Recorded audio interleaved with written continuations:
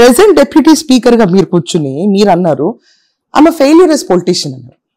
As a politician, yes. But why you consider yourself as a failure in politics? అదే failure in politics ఏంటంటే,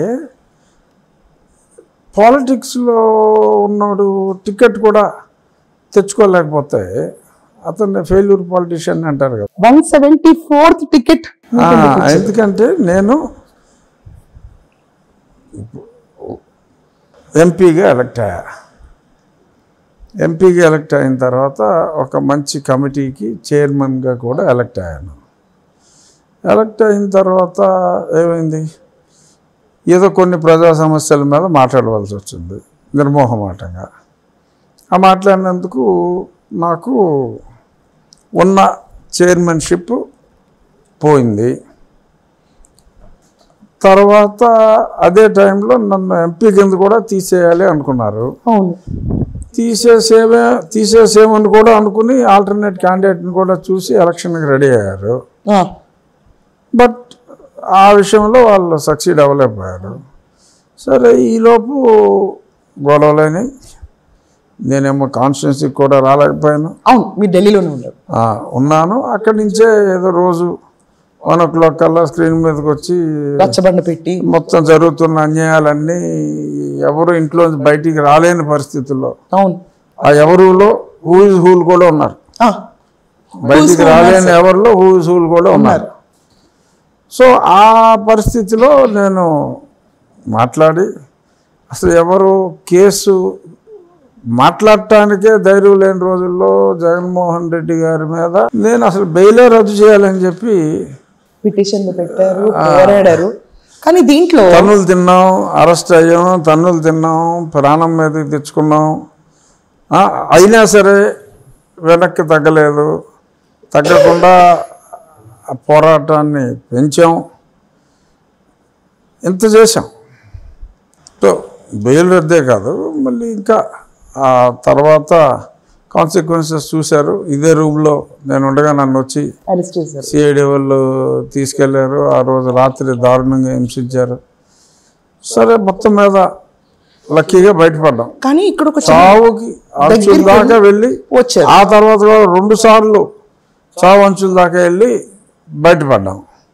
బయటపడి మరి ఆ తర్వాత మళ్ళీ సుప్రీంకోర్టులో కూడా చాలా కేసులు వేసి మళ్ళీ నేను చేసినంత కరస్పాండెన్స్ ఎవరు చేయలే. ప్రైమ్ మినిస్టర్ ఆఫీస్కి ఇక్కడ చేసే అప్పుల మీద రిషికొండ ప్యాలెస్ కూడా నేనే ఫైల్ చేశాను. కానీ నాకు ఒక విషయం అర్థం కావట్లా. అప్పట్లో పవర్లో ఉన్న పార్టీలో మీరు ఎంపీ, ప్రతిపక్షంలో ఉంది టీడీపీ. ఎవరన్నా మోజుపడాలంటే పవర్లో ఉన్న పార్టీని చూసి అబ్బాయిలు ఇంత బాగా చేశారు కాబట్టి ఇన్స్పైర్ అయ్యి పార్టీకి వెళ్ళామని చెప్తారు. ప్రతిపక్షంలో ఏమీ చేయడానికి వీలు లేకుండా కూర్చుంటా. ప్రతిపక్షం లేని రోజు నేను ఫైట్ చేశాను. అదే సార్, కానీ టీడీపీ ప్రతిపక్షంలో ఉన్నప్పుడు వాళ్ళు ఏమీ చేయటానికి కూడా స్కోప్ లేనప్పుడు మీరు పవర్లోకి టీడీపీ ముందు వెళ్ళినప్పుడు మీరు వైసీపీ నుంచి జాయిన్ అయ్యారు. అంటే అప్పుడు కూడా అసలు ఎవరో ఇంకొక 15 సంవత్సరాలు అయితే జగన్మోహన్ రెడ్డి గారే ఉంటారని అనుకున్నారు సార్. మై క్వశ్చన్ ఇస్, అప్పట్లో మీరు టీడీపీ పవర్లో ఉన్నప్పుడు వైసీపీని చూస్ చేసుకున్నారు, వైసీపీ పార్టీ నుంచి క్యాండిడేట్ గా కంటెస్ట్ చేశారు. ప్రతిపక్షంలో ఓడిపోయి కూర్చున్న టీడీపీ పార్టీలోకి ఎందుకు వెళ్ళారు మళ్ళీ? నేను టీడీపీ పార్టీలోకి వెళ్ళింది ఎలక్షన్ ముందు. కానీ ప్రతిదాని వెనక మళ్ళీ మీ హస్తం ఉంది. లేదు, ఇప్పుడు మీకు ఇన్ రిట్రాస్పెక్ట్ మీరు చూసుకుంటే చంద్రబాబు నాయుడు గారు జనసేన కలిసి పోటీ చేస్తున్నామని ఎప్పుడు చంద్రబాబు నాయుడు గారు జైల్లో ఉన్నప్పుడు కలిసింది. అది ఎప్పుడు సమ్వేర్ ఇన్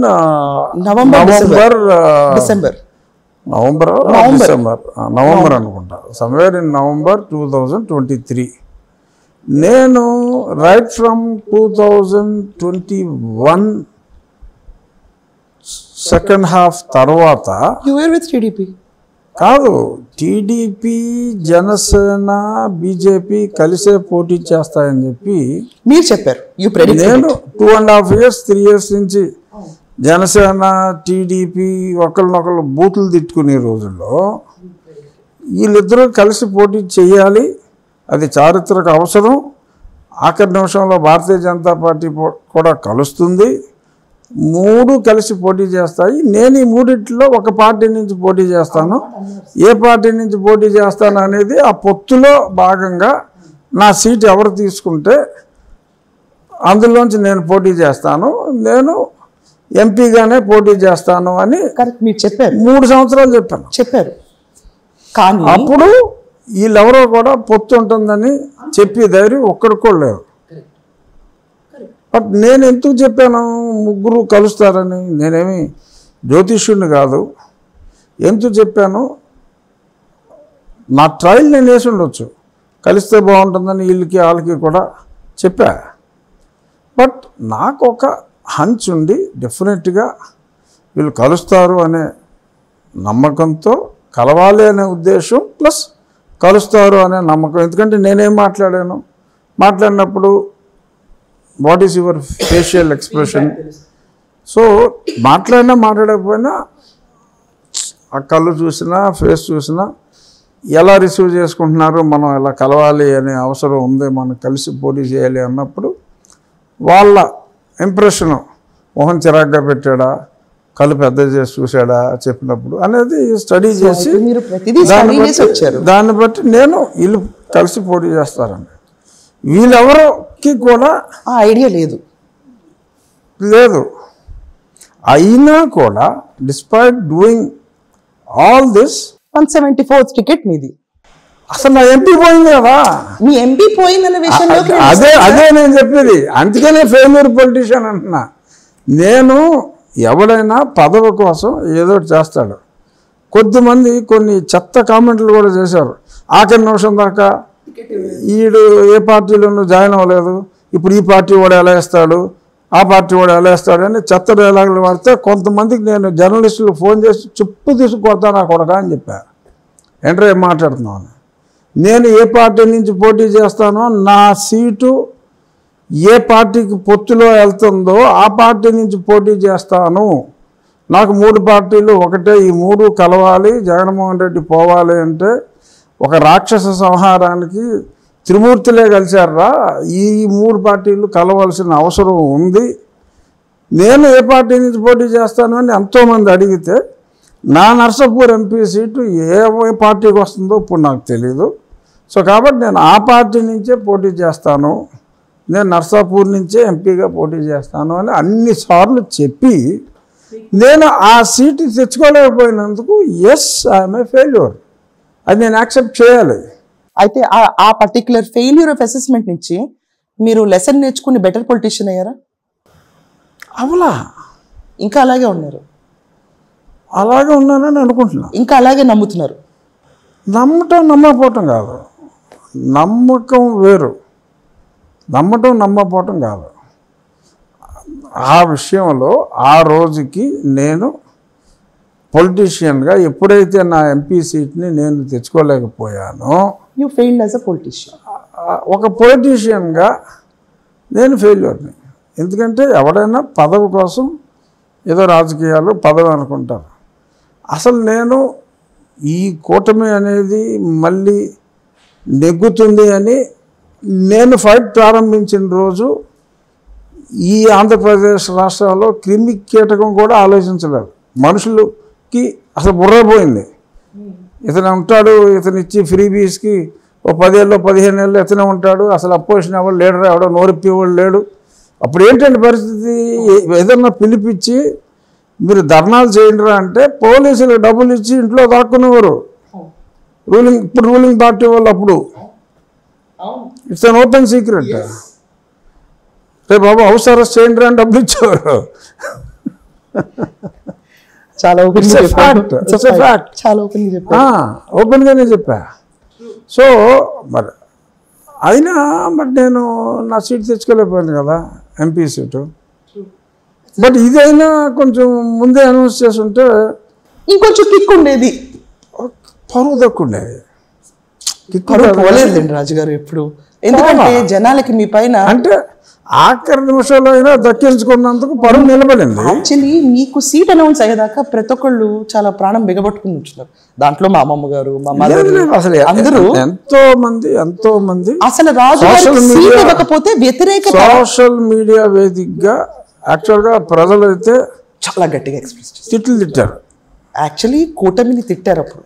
అదే కానీ మరి అంత పరిస్థితి తెచ్చుకోవడం ఫెయిల్యూరే కదా. ఆ తర్వాత ఓకే రావటం ఎస్ చావు తప్పి కళ్ళు ఒట్టిపోయింది, ఓకే ఫైన్.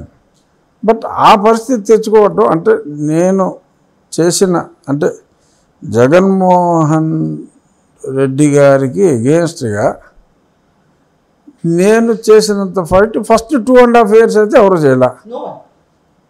చివరిలో చాలామంది వచ్చారు, fine, they played a crucial role.